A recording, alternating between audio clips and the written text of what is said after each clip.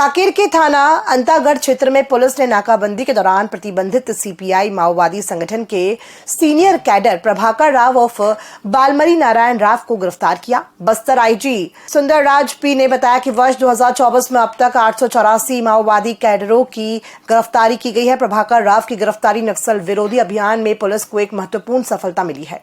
Dandakaranya special zone committee के senior माओवादी cadre Prabhakar उर्फ बालमरी नारायण राव को बस्तर संभाग के अंतर्गत पुलिस एवं सुरक्षा बल द्वारा कई वर्षों से तलाश की जा रही है। इस संदर्भ में दिनांक 22 दिसंबर को कांकेर पुलिस को सूचना प्राप्त हुई। अंतागढ़ थाना क्षेत्र अंतर्गत प्रभाकर की उपस्थिति के संबंध में इस सिलसिला में अंतागढ़ पुलिस द्वारा एक नाकाबंदी कार्रवाई का आयोजित की गई थी। नाकाबंदी के दौरान पुलिस द्वारा प्रभाकर को पहचान करके उन्हें हिरासत में लिया गया। उनकी पूछताछ पर यह जानकारी प्राप्त हुआ। वर्ष 1984 से लेकर विगत 40 वर्षों से प्रभाकर द्वारा प्रतिबंधित एवं गैरकानूनी सीपीएम माओवादी संगठन का आंध्र प्रदेश, तेलंगाना, उड़ीसा, मध्य प्रदेश एवं दंडकारण्य स्पेशल जोन कमेटी के अंतर्गत प्रमुख रूप से सप्लाई एवं अर्बन नेटवर्क का कार्य की जा रही थी। माओवादी कैडर जो प्रभार का DKSSC लेवल का होने के कारण से उनके ऊपर 25 लाख इनाम भी सरकार द्वारा पूर्व से घोषित है। उनकी गिरफ्तारी के पश्चात अग्रिम पूछताछ एवं कानूनी कार्रवाई की जा रही है। उद्योग और श्रम मंत्री लखनलाल देवांगन ने 66,000 से अधिक श्रमिकों को विभिन्न योजनाओं के तहत 48.82 करोड़ रुपए की राशि ट्रांसफर किया है। शंकर नगर स्थित मंत्री निवास में आयोजित कार्यक्रम में देवांगन ने बताया कि तीसरी बार DBT के माध्यम से श्रमिकों के खातों में राशि भेजी गई है। उन्होंने कहा कि अब सामग्री वितरण में कोई गड़बड़ी नहीं होती है और सीधे श्रमिकों के खातों में पैसा जाता है। प्रदेश में श्रमिकों के लिए 68 योजनाएं संचालित की जा रही है। हमारे देश के माननीय प्रधानमंत्री रहे स्वर्गीय अटल बिहारी वाजपेयी जी का 25 दिसंबर को हम लोग जन्म दिवस को सुशासन दिवस के रूप में मनाते हैं और उनके सुशासन दिवस के अवसर पर कई कार्यक्रम संपन्न होते हैं। सरकार के माध्यम से भी कार्यक्रम किया जाता है, हमारे भारतीय जनता पार्टी संगठन के माध्यम से भी कार्यक्रम का आयोजन होता है। और आज हमारे श्रमिकों को हम लोगों के द्वारा 48 करोड़ 82 लाख रुपया का खाता में उनका सीधा ट्रांसफ़र आप सबकी उपस्थिति में हम लोगों ने किया है।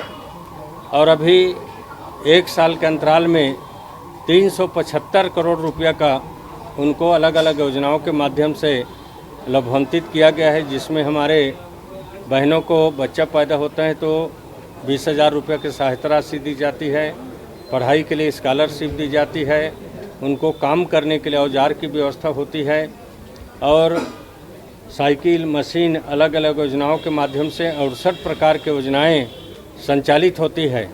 और सभी योजनाओं का समय सीमा पर कैसे लाभ मिले इसके लिए हमारा लगातार प्रयास होता है। अभी कुछ ही दिन पहले माननीय मुख्यमंत्री जी की उपस्थिति में 17 सितंबर विश्वकर्मा जयंती जी की भगवान विश्वकर्मा जयंती के अवसर पर भी उनके खाते में ट्रांसफ़र किए थे। अभी कुछ दिन पहले कोरबा में भी श्रमिक सम्मेलन कराए थे, उसमें भी उनके खाते में पैसा ट्रांसफ़र किए और आज रायपुर राजधानी में भी पैसा उनके खाते में ट्रांसफ़र करा रहे हैं।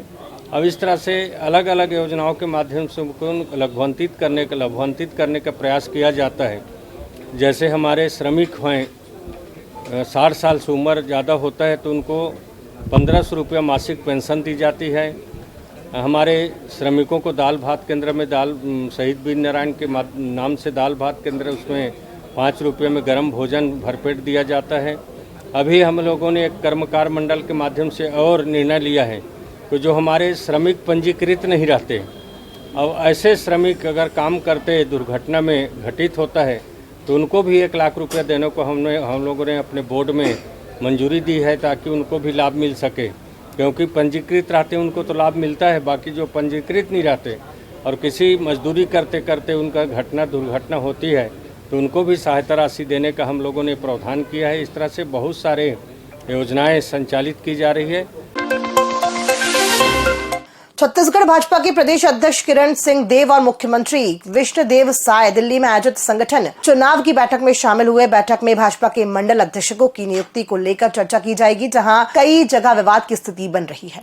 हमारे जो संगठन के पर्व चल रहे हैं, संगठन के कार्यक्रम चल रहे हैं आगामी कार्य योजना को लेकर, और महत्वपूर्ण बैठक है। हमारे आदरणीय क्षेत्रीय संगठन महामंत्री अजय जामवाल जी, आदरणीय महामंत्री संगठन पवन साय जी और हमारे संगठन के जो चुनाव के जो निर्वाचन अधिकारी हैं खूबचंद जी, ये सभी साथ में जा रहे हैं। शुद्ध रूप से संगठन की बैठक है। कांग्रेस के पैदल मार्च पर विरोध जताते हुए बीजेपी प्रदेश अध्यक्ष किरण सिंह देव ने कहा कि पार्टी के 400 से अधिक मंडल हैं, इस कारण कुछ समस्याएं आ रही हैं। वहीं कांग्रेस के पैदल मार्च पर उन्होंने कहा कि बाबा साहब अंबेडकर के अपमान को लेकर कांग्रेस सम्मान मार्च कर रही है, जबकि कांग्रेस ने ही उन्हें चुनाव में हराया था। गंभीर विषय नहीं है। कांग्रेस का भ्रम और झूठ का वातावरण पूरे देश में फैला रही है और इन्होंने कभी बाबा साहब भीमराव अंबेडकर का सम्मान ही नहीं किया, तो इस तरीके से चुनाव में हराने तक का काम किया है उनको। और संविधान की किस संस्थाओं पर ये विश्वास करते हैं, इसलिए बहुत ज़्यादा विषय नहीं है। जिस तरीके से तेजी से अपना इन्हीं कारणों से जनाधार खोते जा रही है, क्योंकि पूरे देश में कांग्रेस का एक ही काम रह गया है, भ्रम का वातावरण और झूठ का वातावरण।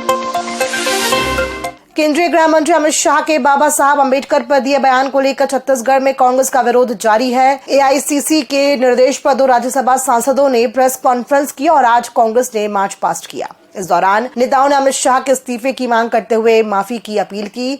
मार्च में राज्यसभा सांसद फूलोदेवी नेताम और जिला अध्यक्ष गिरीश दुबे समेत अन्य कांग्रेस पदाधिकारी शामिल हुए।